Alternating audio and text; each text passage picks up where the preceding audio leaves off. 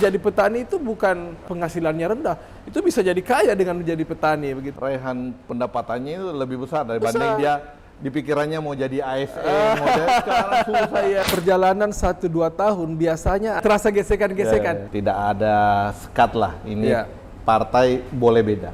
Ya langkah politik mungkin kita memang beda, tetapi kebersamaan dalam membangun pemerintahan ini yang harus bersama. Panggil Mami.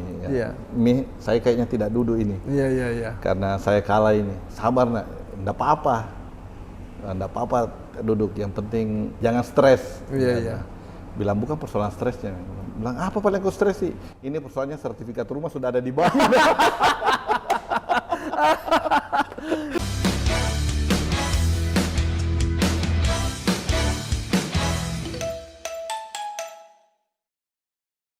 Halo sahabat UKI, bagaimana kabarnya hari ini? Saya berharap semua pada sehat, bugar, dan tentu jangan lupa bahagia. Hari ini saya sedang bersama dengan seorang bupati, masih muda, gagah, ya. Banyak hal yang saya ingin ceritakan tentang beliau, tapi yang pasti bahwa dalam bulan Desember ini beliau mendapat beberapa penghargaan, baik itu di keterbukaan informasi, kemudian di perencanaan pembangunan kota smart, juga WTP-nya dalam yang terakhir-terakhir ini banyak sekali. Dan itu 3 yang terakhir, dan itu kata orang tak kenal maka tak sayang. Saya perkenalkan Pak Andi Safril Haidir Sam. Bagaimana kabar Pak? Alhamdulillah Kak. Alhamdulillah. Sehat selalu ya? Ya, sehat Kak. Ya. Bahagia Kak. Bahagia, jangan lupa bahagia. Karena saya tahu kerjaan seorang kepala daerah itu sangat sibuk. Kemana menghadiri satu acara ke acara lain, dan kadang-kadang tidak bisa diwakili. Capek juga itu Pak ya? Ya capek Kak, tapi tadi pesannya Kak Uki, ya semuanya dijalani dengan bahagia. Alhamdulillah. Sepanjang kita berbahagia mengerjakannya, tulus, itu tidak ada beban ya? Insyaallah. Alhamdulillah. Alhamdulillah. Mungkin kita perlu, yang saya katakan tadi, tak kenal maka tak sayang. Kita mau mendengarkan sedikit dulu cerita tentang Pak Haidir. Mungkin di masa kecilnya sampai kemudian menjadi aktivis LSM ya, kemudian masuk di politik ya, beberapa kali menjadi ketua DPRD di Maros, dan akhirnya menjadi bupati. Nah, ini bagaimana cerita awalnya ini? Iya Kak, jadi ya saya menganggap bahwa ini semua dari ya sudah dirancang, ditakdirkan oleh Allah untuk saya. Kak. Jadi kita ini punya suka duka kehidupan Kak. Jadi kalau di masa kecil ya saya memang full di Maros Kak. Di Maros mulai ya? TK, SD, SMP, SMA, semuanya di Maros. Sempat satu kali Kak di pesantren. Di pesantren? Di pesantren IMIM. Itu setahun di Mahat. Tapi kelahirannya Bone kalau tidak salah. Ya, kelahiran Bone. Ya, saya kelahiran Bone Kak, karena ibu dan bapak juga orang Bone. Oh iya. Katanya kebetulan dia ada di Bone waktu itu mau melahirkan, tapi full saya beraktivitas di sekolah di Maros ya. Kak. 2 Februari 1977. Ya, Ya, 45 tahun sudah tua Kak. Ini masih banyak bupati yang lebih muda lagi. Ya, alhamdulillah ini perjalanan karir dan hidup memang ini ya kita semua jalani dengan ya tadi Kak Uki sampaikan jalani dengan bahagia dan senang. Walaupun juga memang saya juga mengalami hal-hal yang mungkin ya sedih lah. Misalnya di kelas 1 SMA Kak, saya harus sudah kehilangan bapak. Di situ jadi ya pure, ya murni ibu saya yang single parents ya mengawal saya, mendidik saya, membesarkan saya sejak kelas 1 SMA sampai sekarang. Dan inilah doa mungkin seorang ibu kepada anaknya. Dan ini saya sangat yakin itu Kak. Ya. Kalau tidak salah anak satu-satunya Pak? Iya, saya anak tunggal Kak. Jadi anak tunggal. Ya, menurut ibu, ya saya lahir di 77, beliau nikah di 76, 77 ya. Memang ya setelah itu ya ada lagi Kak. Kita ini sendiri, tapi insya Allah karena banyak teman, banyak saudara ya ini semua. Mungkin karena anak sendiri, anaknya sekarang Pak Haidir, kalau tidak salah 6. Dibalas ya.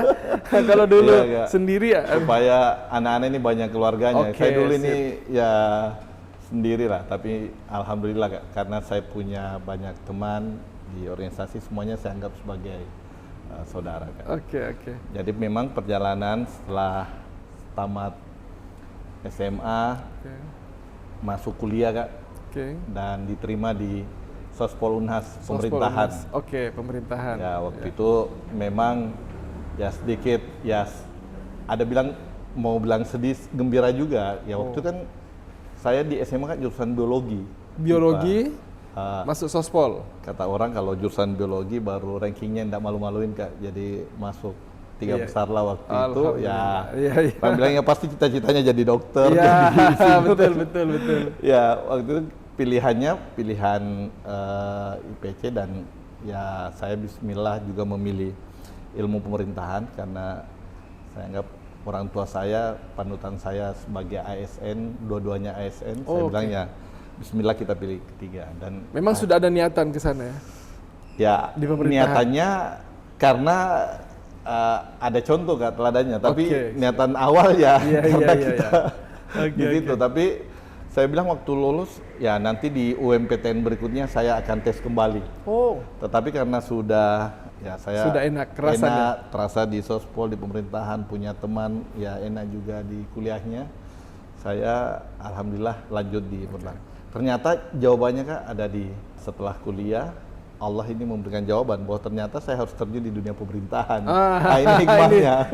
Jadi memang hikmahnya sudah dipelajari. Ya, sudah. Iya. Alhamdulillah. Jadi ketika kita terjun di dunia politik pemerintahan karena kita sudah dapat ilmunya di kampus, alhamdulillah kita bisa menjalankan amanah dengan baik. Tapi bagaimana bisa ada terlibat juga di LSM, NGO? Jadi ini karena memang ya bersama teman-teman, bersama teman-teman waktu itu ya selesai dari kampus, ya ada pendaftaran, ya kita mengisi kegiatan lah, ya diterima namanya di Care International Indonesia, program Sulawesi Water and Sanitation Program, jadi SWOS. Jadi waktu itu jadi penyuluh kesehatan, penyuluh air bersih. Jadi ya di situ saya bilang ini juga kita alumni Sospol tapi kerjanya kerja kesehatan.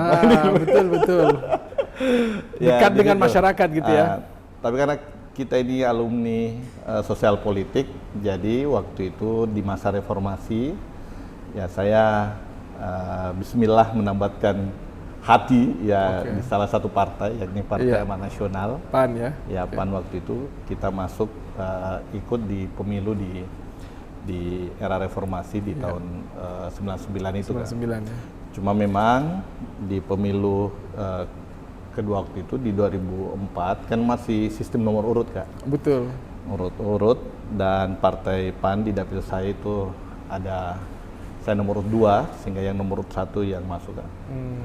Tiba-tiba ada masalah ada pergantian PAW di situ saya akhirnya diharapkan bisa masuk untuk melakukan pergantian itu dan ya saya mungkin bismillah lah karena saya bilang ini mungkin hikmahnya kemarin masuk di Sospol pemerintahan mungkin saya harus mengimplementasikan ilmu yang saya dapatkan di pemerintahan kalau masuk di situ ya 2 tahun PAW masuk lagi alhamdulillah terpilih kembali dan menjadi wakil ketua DPR. Karena waktu itu Pak Wakil Ketua, Pak Hatta Rahman, ketua saya, itu alhamdulillah terpilih menjadi bupati dan saya menggantikan menjadi wakil ketua. Di periode ketiga, saya kembali terpilih dengan suara terbesar di seluruh anggota DPR. Waktu itu dapat 7.701 Kak. 7.701 ya. Ya, waktu itu BPP-nya hanya 6.200. Dan alhamdulillah ya saya menjadi ketua DPR waktu itu. Ya di situ menurut informasi ini kita ketua DPRD termuda di Sulsel di umur 38 tahun. 38 tahun ketika itu ya. Dan 2 kali ketua DPRD ya. Kemudian kembali Kak suara terbesar. Tapi memang suara partai kami Partai Amanat Nasional itu turun. Sebenarnya jumlah suaranya masih tetap tertinggi di Kabupaten Maros 38.000. Partai Golkar 32.000 suara, tetapi kursi Golkar 7, kami 6, sehingga posisinya berganti. Jadi saya wakil ketua kembali kan. Oke. Nah, jadi wakil ketua kembali di periode keempat, dan ada pertarungan perhelatan pilkada. Oke. Dan kita bismillah maju Kak. Dan alhamdulillah masyarakat mempercayakan menjadi pemenang di Pilkada Maros. Oke. Ini kisahnya di dunia politik. Dunia politik. Jadi sudah kuliah, berapa tahun kuliah dulu itu? 5 tahun Kak. 5 tahun dan sekarang dipraktekkan sampai sudah. 2000. Ya, sekarang dipraktekkan ya. Dari DPR kemudian menjadi bupati. Waktu pemilihan bupati kan menggantikan Pak Hatta Rahman ya. Iya Kak. Kata orang masih ada hubungan keluarga ya? Iya, beliau saya anggap sebagai kakak lah. Sebagai kakak ya.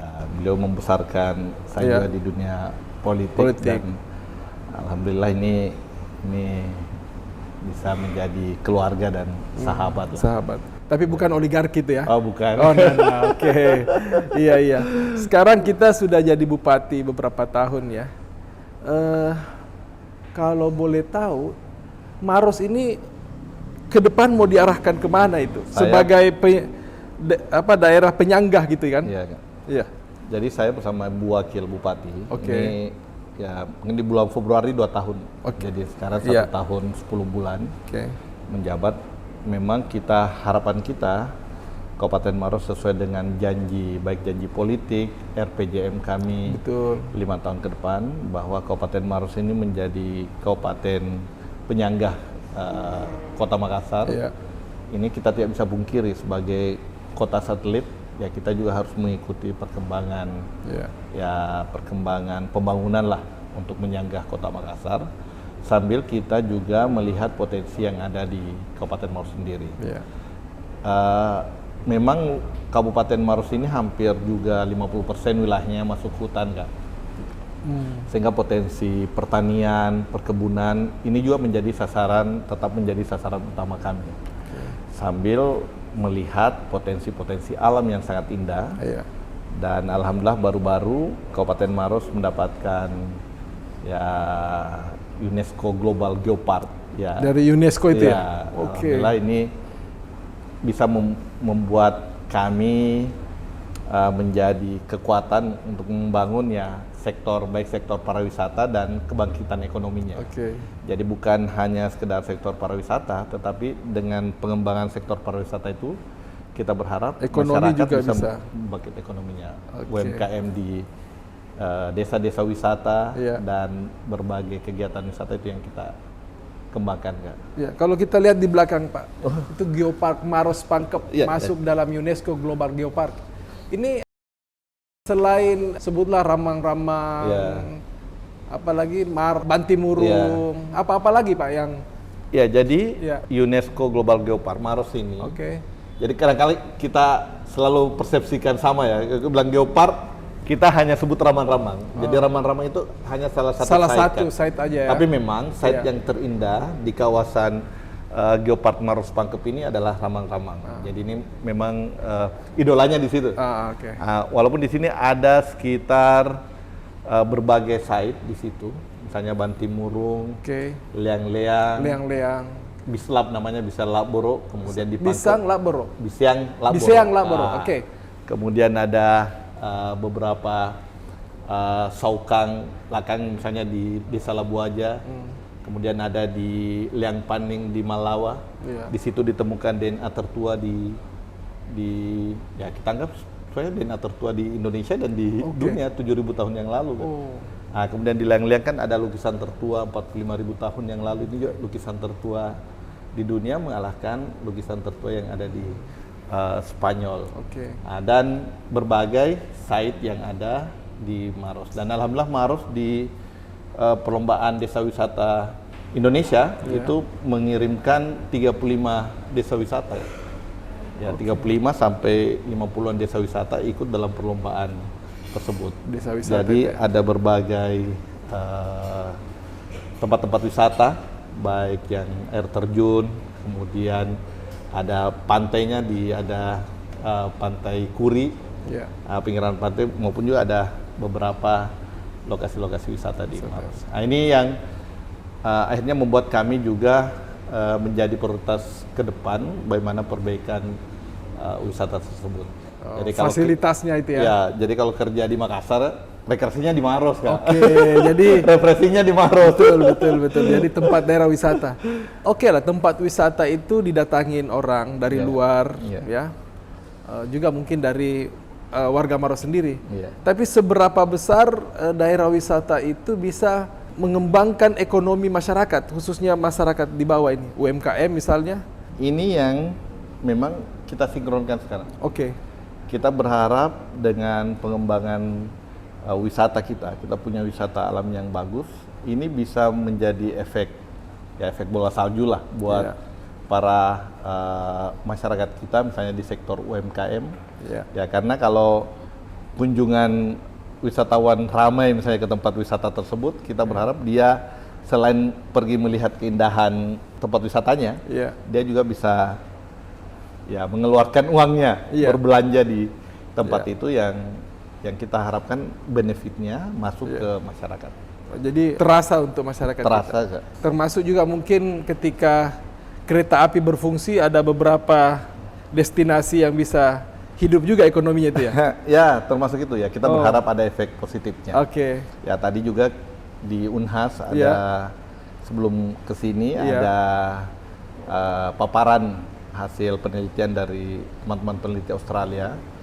Ya, kita berharap dengan sistem transportasi baru, ya kereta ini karena ada 3 stasiun yang ada di Kabupaten Maros, dan salah satunya adalah stasiun Raman-Raman. Oh, stasiun Raman-Raman. Ini yang kita harapkan bisa mendekatkan lagi masyarakat untuk datang ke destinasi wisata tersebut. Jadi yang dari Makassar singgah dulu Raman-Raman, lihat baru lanjut ke Parepare. Begitu juga sebaliknya ya. Oke. Saya dengar juga di Maros bukan hanya itu, ada beberapa proyek-proyek besar juga ya. Misalnya apa ya? Apa benar itu SPN Batua akan pindah juga di Maros, kemudian juga ada pembangunan pabrik mesiu ya, dari Kemenhan atau siapa ya, Pak Prabowo yang bangun sana, itu bagaimana ini?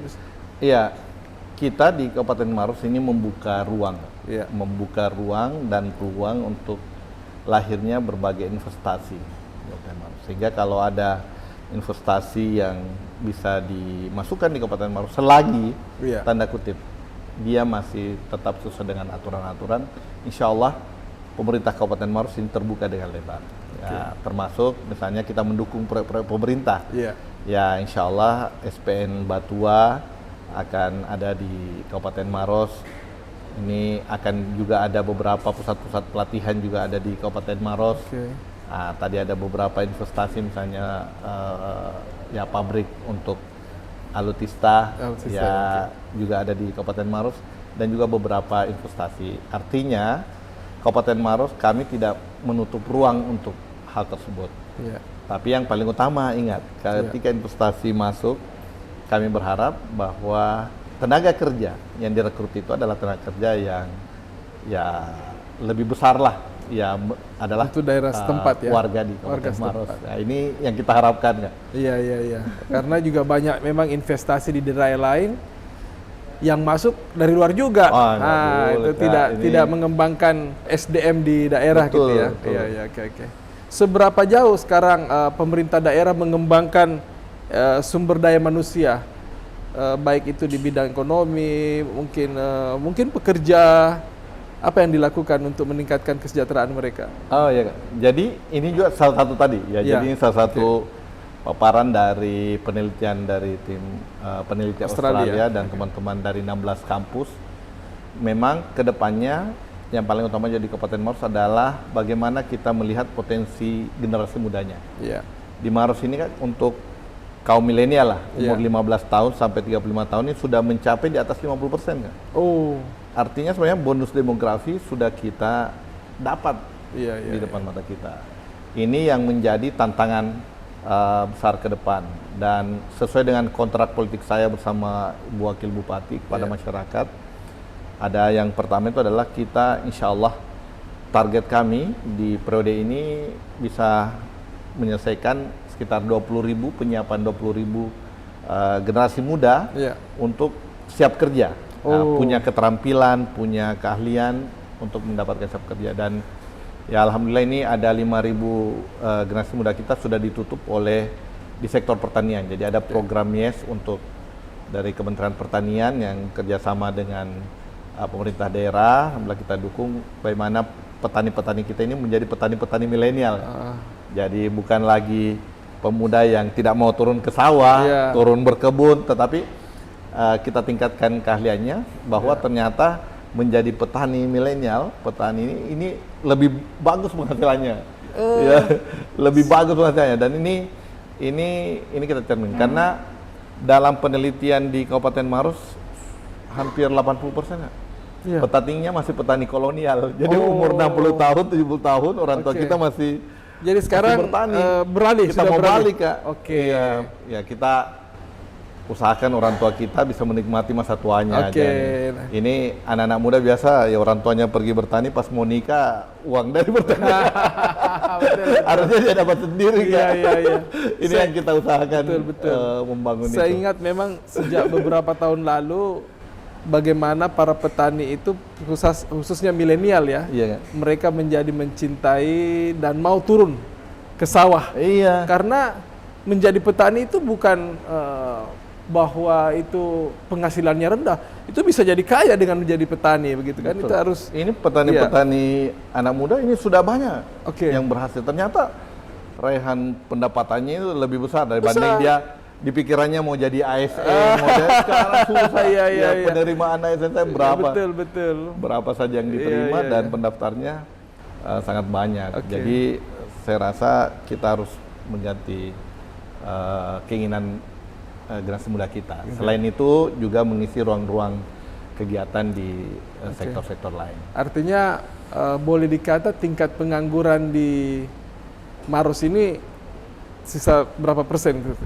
Masih ada, ini kondisi COVID ini kemarin juga menghantam beberapa generasi kita, sehingga kita saat ini lagi melakukan mudah-mudahan ada recovery ekonomi kita, mencarikan lapangan kerja. Lapangan kerja. Tetapi yang paling utama, ini targetnya adalah dia siap.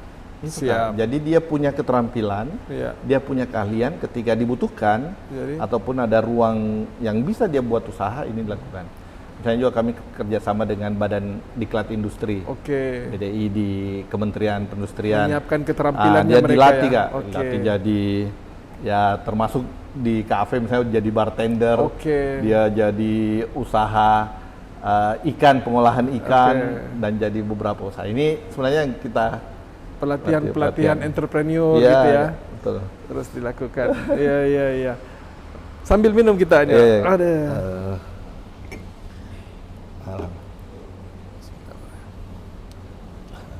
Enak sekali kopinya, kan?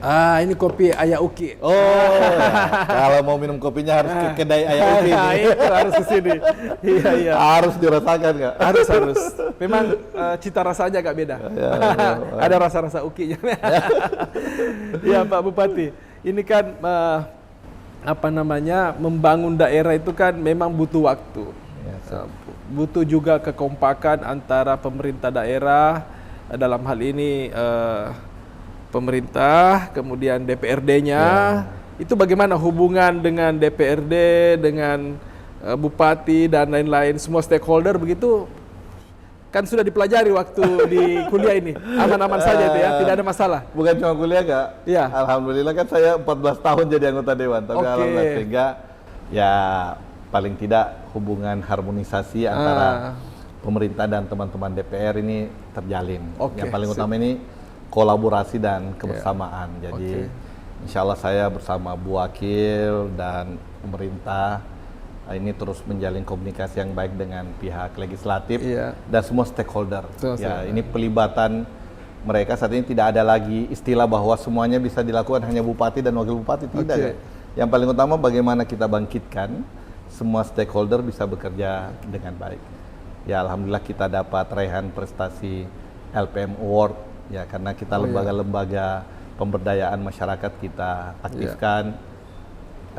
Karang Taruna Award karena organisasi-organisasi ini juga kita bisa aktifkan. Ini yang harapan kita bisa kita jalin, Kak. Sahabat Tuki, kalau tadi sudah disampaikan, Maros ini memang banyak mendapat penghargaan. Nah, ini kita bangga sekali nih ya, mendapatkan penghargaan. Tapi ingat ya, saya juga dibimbing sama Kak Uki. Ya Pak Bupati, mantap sekali. Nah, kalau kita lihat ini Pak Bupati di beberapa daerah ya, perjalanan 1-2 tahun biasanya antara wali kota dengan wakilnya, bupati dengan wakilnya itu biasa sudah mulai ada terasa gesekan-gesekan. Nah, bagaimana supaya tidak terjadi itu di Maros? Kalau di Maros insya Allah sangat harmonis kan? Sangat harmonis, jadi tidak ada. Ya. Memang kami ini saat ini beda partai. Oh iya, oke. Saya ketua Partai Amanat Nasional, Ibu Wakil diamanahi menjadi ketua Partai Golkar. Tetapi Ibu Suhartina ya? Suhartina Buhari itu tidak ada sekat lah, ini partai boleh beda. Ya langkah politik mungkin kita memang beda, tetapi kebersamaan dalam membangun pemerintahan ini yang harus bersama. Karena tujuannya sama. Tujuannya kan? Sama. Tujuannya jadi sama.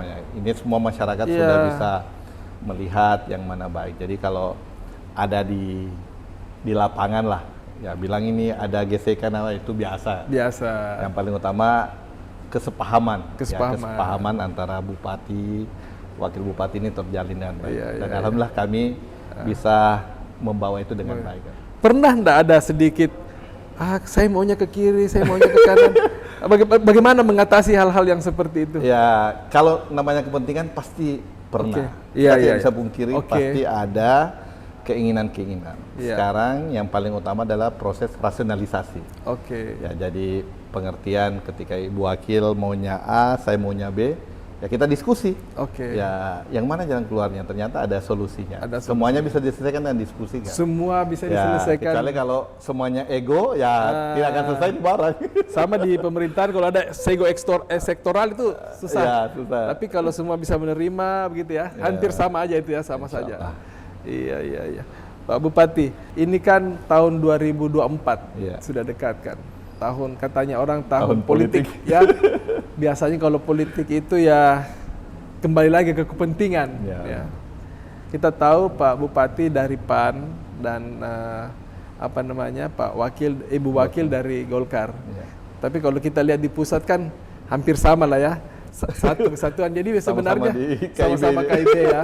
Tapi kalau Bupati melihat sebagai ketua PAN ya, seberapa besar pengaruh pemilihan presiden terhadap pemerintahan di daerah? Apa ikut terpengaruh juga atau sebenarnya biasa aja begitu? Ya, kalau ini secara pribadi kan. Secara pribadi mungkin kalau dalam politik ya kita di daerah ini ya ini mungkin konstelasinya masih di tingkat pusat saja. Kita di daerah ini hanya ya artinya kita melihat perkembangan dan melihat depan.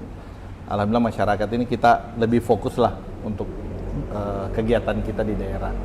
Ya pasti masyarakat berpikir yang mana akan membawa kesejahteraan, di mana dia bisa mendapatkan ruang itu yang bisa dijalin. Jadi saya rasa ya konstelasi tingkat nasional ini ya tidak terlalu terpengaruh dengan.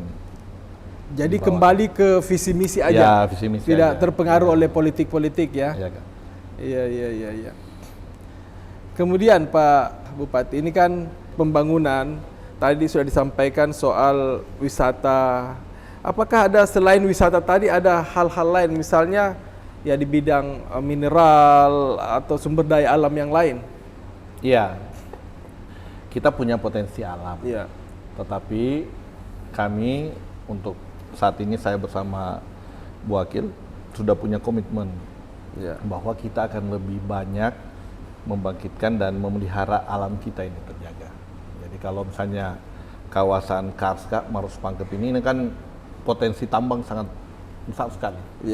Tetapi kami lebih berharap kawasan itu terjaga, terpelihara secara lingkungan ini untuk masa depan generasi kita dan anak-anak kita. Ya kalau persoalan pribadi gampang sekali ya, kami kasih izin saja tambang. Mungkin secara pribadi yang masuk ke kami ada hal yang masuk, tetapi kami berharap itu tidak terjadi karena kita mau melihat alam kita ini tetap lestari, alam kita ini tetap terjaga sehingga alhamdulillah misalnya baru-baru ada raihan prestasi dari komunitas anak sungai Ramang-Ramang yang memelihara sungai itu mendapatkan penghargaan dari Kementerian PU saya langsung mengawal, Kak. Ini sebagai bentuk apresiasi kami kepada mereka yang terus menjaga lingkungannya. Di Maros ini sekarang ada program namanya TAKE. TAKE? Ya, itu program transfer anggaran untuk ekologi. Jadi semua desa kita berharap punya anggaran untuk menjaga lingkungannya, menjaga kebersihan dan lain.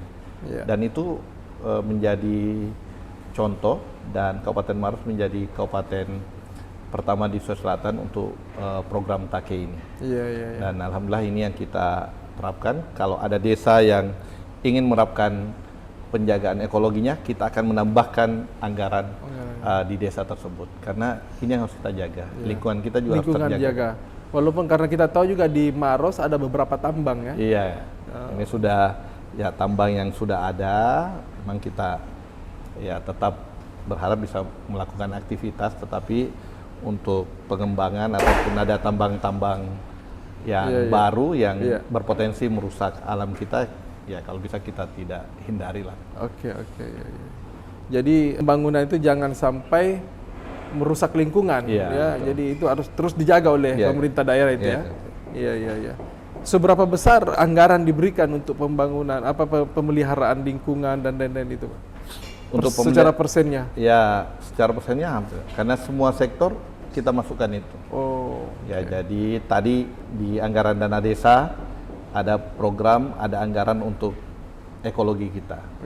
Di Dinas Lingkungan Hidup kita terus memberikan perhatian untuk anggaran, misalnya anggaran bagaimana persoalan persampahan dikelola dengan baik, pemeliharaan kebersihannya, dan juga di beberapa di Dinas PU ya bagaimana kita perbaiki perbaikan bantaran sungai, perbaikan beberapa jalan yang menuju ke masyarakat kita yang berada di daerah tertinggal, yang harapannya kalau dia bagus aksesnya maka ada peningkatan kesejahteraan. Pak Bupati, dalam menjalankan pemerintahan ini apa yang terasa paling berat dilakukan sebagai Bupati dalam mencoba meningkatkan taraf hidup, pembangunan fisik dan lain-lain? Apa yang paling berat dirasakan? Iya, yang terberat sebenarnya memang terasa di saya sekarang. Di masa kepemimpinan saya bersama Bu Wakil ini terasa sekali. Kami pernah menjadi ketua DPR. Jadi secara APBD kami tahu hitungannya. Sebelum COVID, setelah COVID ini penurunan transfer keuangan dari pusat, transfer keuangan kita, daerah kita ini menurun. Setelah COVID itu ya? Setelah COVID. Ini kita tergerus hampir sampai sudah tahun lalu 100 miliar, ini 70-an, jadi sudah 170-an bedanya. Dan ini menjadi tantangan. Jadi kita betul-betul melihat apa yang menjadi skala prioritas, yang menjadi skala inti pembangunan itu yang kita. Tapi ini tidak menurunkan semangat kita dalam membangun, karena yang kita harapkan adalah munculnya inovasi, munculnya kreativitas dari masyarakat itu sendiri. Meningkatkan partisipasi masyarakat itu yang paling utama. Itu dijalankan juga itu ya. Iya. Jadi dalam hal ini seperti yang disampaikan tadi bahwa peningkatan SDM ini terus dilakukan juga. Iya, ini yang memang menjadi tantangan berat ini. Iya. Karena kami ini kalau politisi kembali ke politisi. Masyarakat kan ingin lihat matanya, ingin Kalau kami tidak bangun misalnya jalan, jembatan, irigasi, kadang-kala mereka menganggap kita tidak membangun. Tidak ada legacy nanti. Tidak ada legacy. Padahal anggaran itu kita alihkan misalnya. Misalnya kami perbaiki seluruh pusat-pusat layanan kesehatan, puskesmas kita perbaiki. Pembelian alat-alat kesehatannya. Di pendidikan kita perbaiki, membagikan misalnya sarana dan prasarana buat anak-anak kita. Ya kita kembangkan. Sehingga kalau secara fisik misalnya tidak muncul, ya kadang-kala ada juga masyarakat yang bilang, wah ini Pak Bupati tidak pernah membangun ya. Padahal ya anggaran ini kita prioritaskan karena alhamdulillah misalnya pembangunan fisik sudah selesai. Walaupun juga tetap ada pembangunan fisik yang kita jalankan atau kita lakukan. Jadi Pak Bupati, kalau misalnya kita mau melihat soal legacy tadi, dalam visi misi mungkin kemarin masih ada atau apa yang masih dibayangkan akan dilakukan ke Maros ke depan? Apa yang masih belum terlaksana dan akan terus diupayakan dilaksanakan? Yang paling utama Kak, hari ini saya sangat berharap saya bisa membawa Kabupaten Maros menjadi kabupaten inklusif. Inklusif. Kabupaten inklusif itu adalah kabupaten yang bisa melayani semua masyarakat tanpa membedakan satu dengan lainnya. Jadi tadi di Hari Disabilitas kami kukuhkan namanya Forum Disabilitas. Jadi saudara kita yang difabel itu bisa terlibat juga di berbagai pengambilan kebijakan di Kabupaten Maros. Nah, tadi kita keluarkan statement bahwa semua misalnya musyawarah pembangunan desa, kecamatan, kelurahan, teman-teman forum disabilitas ini bisa masuk di ruang-ruang itu juga. Nah, alhamdulillah kita sudah meresmikan mall pelayanan publik kita, MPP kita. Ini sebagai bentuk upaya mengefisienkan dan mengefektifkan pelayanan kita. Kemudian ada pelayanan kependudukan, itu selama ini pusatnya di Kabupaten Maros saja. Kita buat cabang, kita buat cabang lebih mendekati masyarakat. Di Cenrana untuk Kabupaten Camba, Cenrana Malawa, ada cabang di Tandra Lili untuk mendekatkan beberapa kecamatan. Ini untuk mendekatkan pelayanan, Kak. Ini yang hal-hal ini yang kita lagi lakukan. Jadi proaktif. Supaya masyarakat bisa terlayani secara cepat. Kalau masalah stunting bagaimana, Pak? Ya, stunting kita memang masih termasuk kabupaten tertinggi.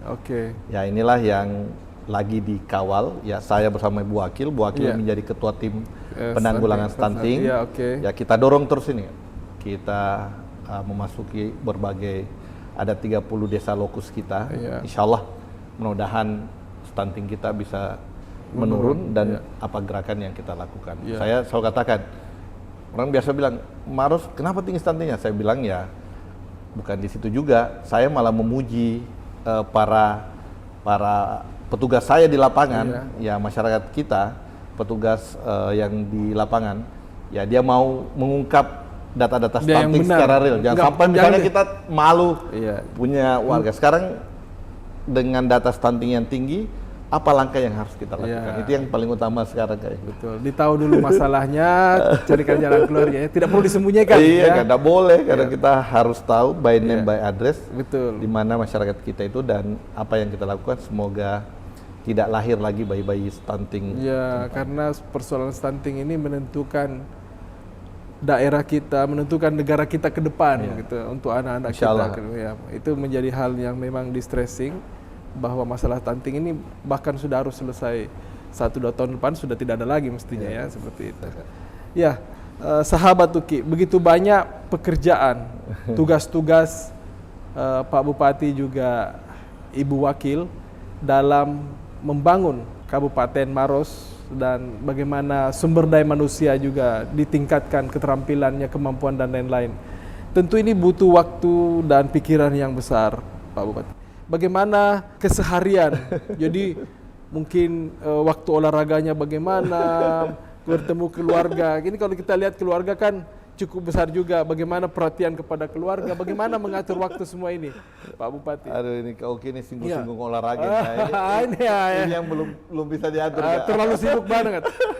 Saya bisa dapat protes terus ini dari orang di rumah. Iya. Bagaimana mulai dari bangun, kemudian kita berusaha. Yang kuncinya tadi Kauki, yang penting kita bahagia, kita senang melakukan aktivitas itu. Itu bagian dari sehat. Ya, sambil memang saya berharap ini tidak jadi contoh. Ini contoh buruk lah. Kalau kita tidak sempatkan olahraga ataupun ini masih harapan saya untuk ke depan bisa tetap mengatur ini. Tapi kan kalau jalan tadi dari kampus, Pak, dari kampus ke sini, kemudian jalan lagi, ya itu juga bagian dari olahraga. Kalau hitung-hitung bisa 30 menit juga jalannya itu. Jadi saya olahraga apa? Olahraga pindah dari acara ke acara. Iya. Kalau perhatian terhadap yang di belakang itu, Pak Bupati, anak-anak ini bagaimana nih? Karena kan kesibukan ini. Iya, dari awal saya sudah sampaikan pada orang-orang di rumah, terutama buat istri, bahwa dia harus paham dengan aktivitas saya ini. Ya, saya biasa diprotesin sama si paling kecil ini. Yang paling kecil. Naura. Namanya Naura. Alfasa.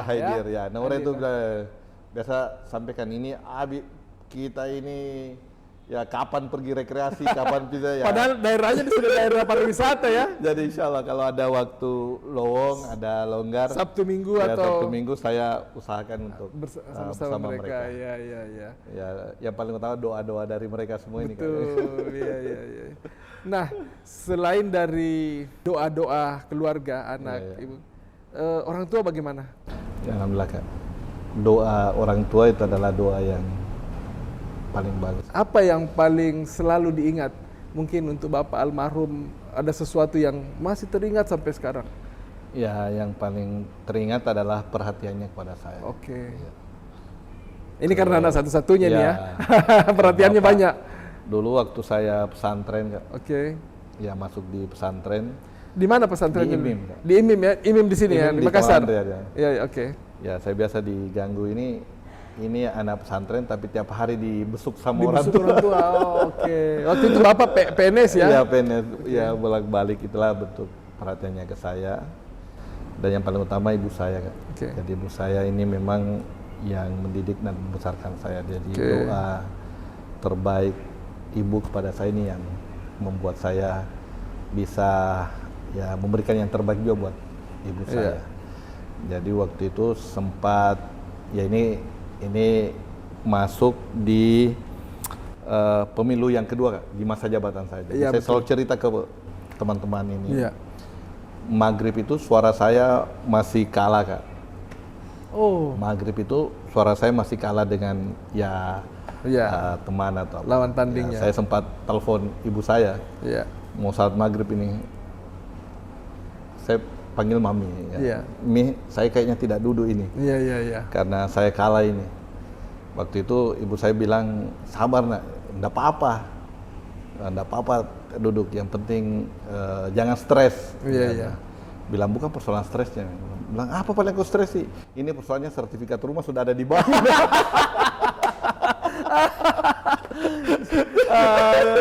Jadi waktu itu itu terus sudah ada di bawah waktu itu saya bilang, wah jangan ini masih ada ya sawah kita atau apalah. Saya bilang kita ini. Tapi alhamdulillah setelah sholat maghrib waktu itu ya ternyata suara masuk terus dan ya ini saya anggap ini doa-doa orang tua ini menjadi doa-doa terbaik buat anaknya. Setiap saya melangkah saya harus izin kepada beliau. Oke. Ya kalau dia izinkan, insya Allah saya Bismillah. Kalau tidak diizinkan, ya saya harus berdiskusi dan ya mungkin saya tidak akan lakukan. Oke. Iya, menarik tadi itu Pak Bupati. Jadi menurut Pak Bupati memang apa benar kata orang bahwa biaya politik kita itu cukup besar, ya. Baik itu mau jadi anggota DPR, mau jadi bupati, mau jadi gubernur, itu bagaimana kan sebagai ketua PAN kan bisa, ketua partai bisa melihat ini. Bagaimana ini sebenarnya? Saya bukan persoalan biaya politik, kan. Jadi memang kos politik pasti ada. Oke. Tapi saya masih yakin dan percaya saat ini bahwa masyarakat kita ini masih punya hati nurani. Dan masyarakat kita masih tetap memilih orang yang memang betul-betul peduli dengan dia. Iya. Jadi saya selalu anggap, teman-teman saya bilang, pernah ditanya, Pak Bupati ini raih suara terbesar 2 kali, 7.701, kemudian pemilu berikutnya 6.200, apakah memang biayanya besar kita keluarkan? Iya. Saya bilang, ternyata masih ada calon-calon yang ya kata orang sih serangannya lebih besar dari saya. Oke. Tetapi yang paling utama adalah kuncinya adalah silaturahmi, Kak. Silaturahmi. Saya masih anggap bahwa the power of silaturahim itu adalah kunci utama. Turun ke lapangan. Kita harus hadir di tengah-tengah masyarakat. Ya selalu jangan sampai ya tanda kutip ada bahasanya masyarakat nanti mau pemilu mau pileg baru kita datang. Setelah itu tidak datang. Yang kedua adalah membuka ruang komunikasi. Oke. Komunikasi antara kita dan konstituen harus tetap kita buka. Iya. Terus. Jadi alhamdulillah sejak dulu waktu di DPR pilih ruang komunikasi itu saya buka terus. Ya saya ya menurut penilaian orang ya tidak susah dihubungi lah. Ya karena kita harus membuka ruang itu. Kita harus menjawab secara transparan ke mereka.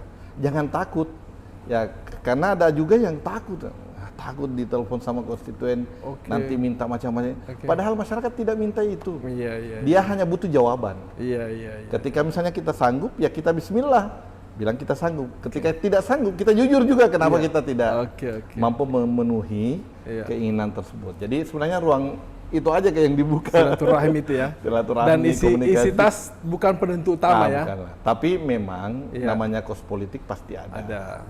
Karena kan tidak mungkin kita lakukan sosialisasi, pergerakan tanpa ada kos-kos politik yang kita keluarkan.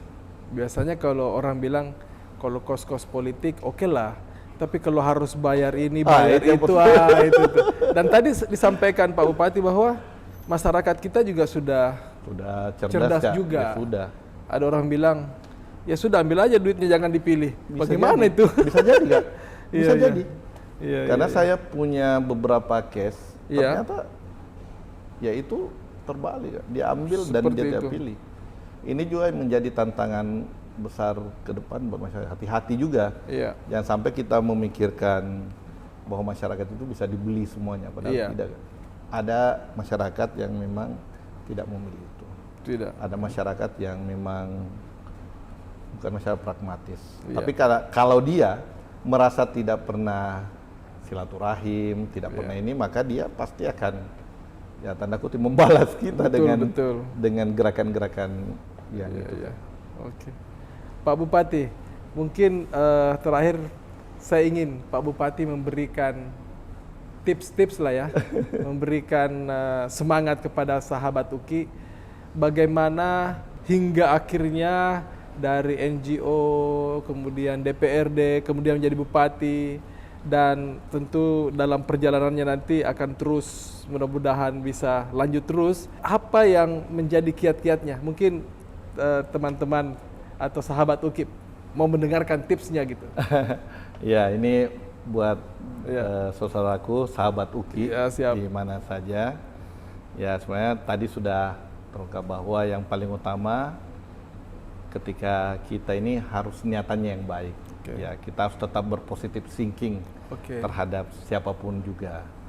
Yang kedua, ya saya katakan doa-doa orang tua kita itu menjadi doa-doa terbaik buat kita. Jadi harapan kita ya bagi sahabat-sahabat UKI yang masih punya orang tua, ya berikan pelayanan terbaik buat mereka. Ini yang paling utama. Dan yang ketiga adalah the power of silaturahim. Mari kita terus membuka ruang silaturahmi, membuka ruang ya komunikasi dengan semuanya, Kak. Jadi kita harus membukanya dan insya Allah raihan ke belakangnya itu pasti sahabat UKI akan dapatkan. Dan pasti ada hal-hal lain yang utama, dorongan dari orang-orang tercinta, doa-doanya itu yang juga paling utama. Makasih kali. Sahabat UKI, apa yang disampaikan Pak Bupati tadi itu bukan hanya ngomongan. Terbukti tadi pagi saya baru meminta waktu. Karena power of silaturahim itu hari ini langsung datang untuk kita bersilaturahim dan bisa bertemu dengan sahabat UKI. Tapi sahabat UKI harus tahu, Pak UKI ini mentor saya, jadi saya harus datang tunduk. Jadi yang menarik dari Pak Bupati adalah apa yang dikatakan, itulah yang dilakukan. Jangan sampai lain yang diomongkan, lain yang dilakukan. Terima kasih Pak Bupati bisa hadir di studio UKI, dan kita berharap bahwa Pak Bupati terus sehat. Kalau tadi masih olahraganya masih kurang-kurang, ya diluangkan waktu setengah jam lah, 40 menit untuk jogging dan lain-lain. Betul. Oke, terima kasih Pak Putih. Saya ucapkan selamat dan terima kasih atas kedatangannya di studio UKI. Silakan kita minum.